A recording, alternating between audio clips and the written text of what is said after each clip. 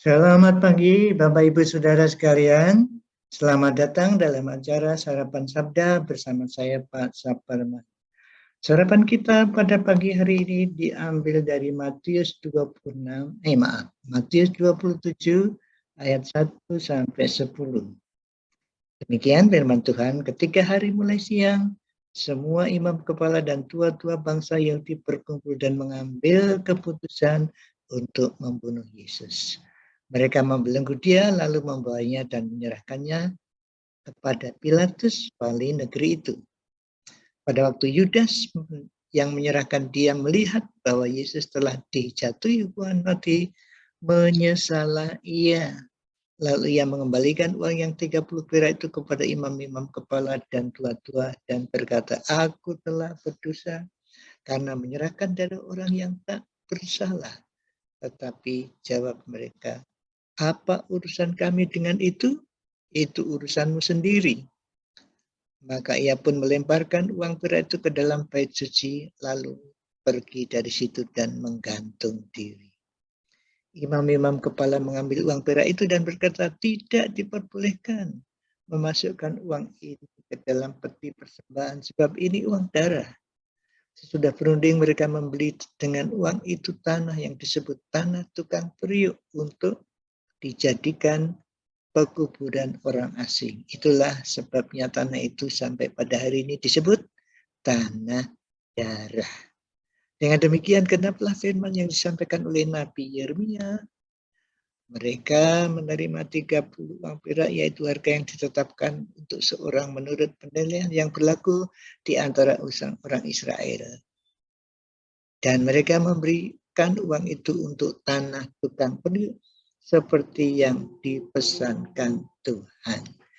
Bapak Ibu Saudara sekalian, ini cerita ini yang ada dua ya, cerita bahwa Yesus diputuskan atau dijatuhi hukuman mati, itu ayat 1 dan 2. Oleh karena yang berhak mengeksekusi atau memutuskan secara sah betul-betul adalah pemerintah Roma, penjajah, maka Yesus dibawa ke Pilatus. Jadi katakanlah kalau sekarang yang tanda tangan keputusan Yesus dihukum mati itu Pilatus. Dan menarik sekali di sini, eksekusi dengan keputusan kok dekat sekali ya, langsung ya. Itu aneh nih pengadilan ini. Ya belum tentu ya kalau dihukum mati itu kan ada waktu mungkin sesudah diputuskan, mungkin masih ada waktu lagi untuk kapan dieksekusi. Tapi ini memang dipaksakan oleh rakyat yang sudah diprovokasi oleh imam kepala dan tua-tua itu. Ayat 3-10 itu jelas penyesalan yang tidak berguna oleh Yudas. Dan apa yang dilakukan Yudas sudah tertulis di dalam kitab Nabi Yeremia. Nah, menjadi masalah di sini kalau gitu Yudas itu sepertinya robot ya, atau drama dipakai saja. Tapi saudaraku tidak demikian, karena Yudas sadar sesadar-sadarnya menjual Yesus untuk dapat uang, memberitahu kepada imam kepala. Yang berikutnya dia sadar betul dapat duit, kemudian dia sadar betul ternyata Yesus tidak bersalah. Jadi sadar sesadar-sadarnya membuat kejahatan atau melakukan kejahatan. Dan akibatnya kita tahu dia bunuh diri. Penyesalan yang tidak ada artinya. Bapak Ibu Saudara sekalian, ini peristiwa sejarah, peristiwa mengerikan, peristiwa kejahatan yang sangat amat jahatnya. Namun di sisi iman,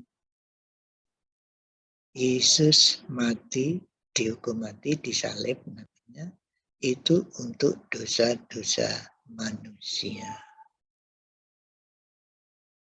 Yesus mati, disalib, bangkit pada hari ketiga itu peristiwa sejarah. Percaya atau tidak percaya, itu sejarah. Memang sudah ditulis ya dalam kalender itu, hari raya kematian Yesus, hari raya kebangkitan Yesus. Sekarang tidak ditulis di sini ya, disamakan hari Minggu. Tapi dulu itu termasuk hari raya kebangkitan Yesus itu ya.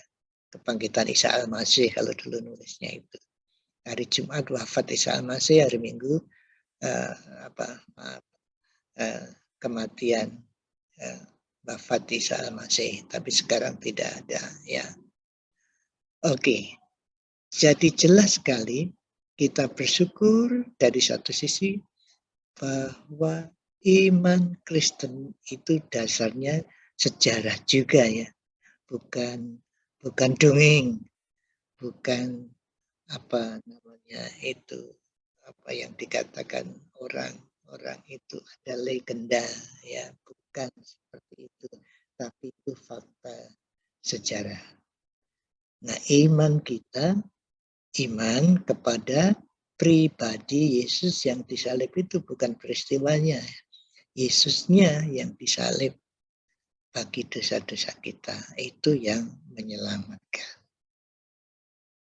Mari kita sadar sesadar-sadarnya menerima Tuhan Yesus sebagai Tuhan dan Juru Selamat dengan pikiran yang jelas dan hati kehendak yang nyata berserah kepada kematian Tuhan kita Yesus Kristus dan kebangkitannya pada hari ketiga. Jangan kita sadar sesadar-sadarnya berbuat jahat seperti Yudas. Mari kita berdoa. Bapa kami yang berada di dalam kerajaan surga, Tuhan Yesus yang duduk sebelah kanan-Mu, kami bersyukur mengerti peristiwa sejarah Engkau mengutus anak-Mu Yesus Kristus yang sekarang duduk sebelah kanan-Mu, mati, bangkit pada hari ketiga untuk keselamatan kami. Terima kasih Tuhan. Ini peristiwa besar di dalam dunia ini yang tidak akan terulang lagi. Oh Tuhan, biarlah kasih-Mu yang luar biasa itu yang kami alami, bisa kami rasakan dan kami bagikan kepada orang lain. Terima kasih dalam nama Tuhan Yesus. Amin. Selamat beraktivitas. Jangan lupa prokes, COVID belum selesai. Jaga jarak, pakai masker, jauh kerumunan, sering cuci tangan, dan kurangi kegiatan. Di rumah saja kalau tidak penting. Tuhan Yesus memberkati Bapak, Ibu, Saudara, dan saya. Amin.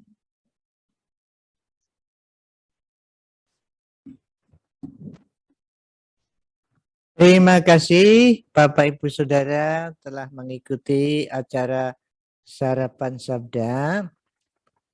Jikalau ada kritik atau saran, silakan menghubungi kami. Ini ya. Jadi kalau ibu-ibu punya kritik supaya acara kita lebih baik lagi atau ingin kontak, silakan hubungi kami dengan WA Saparman 0818979114 atau kirim email saparman2021@gmail.com. Terima kasih, Tuhan memberkati Bapak Ibu Saudara sekalian. Tuhan memberkati. Amin.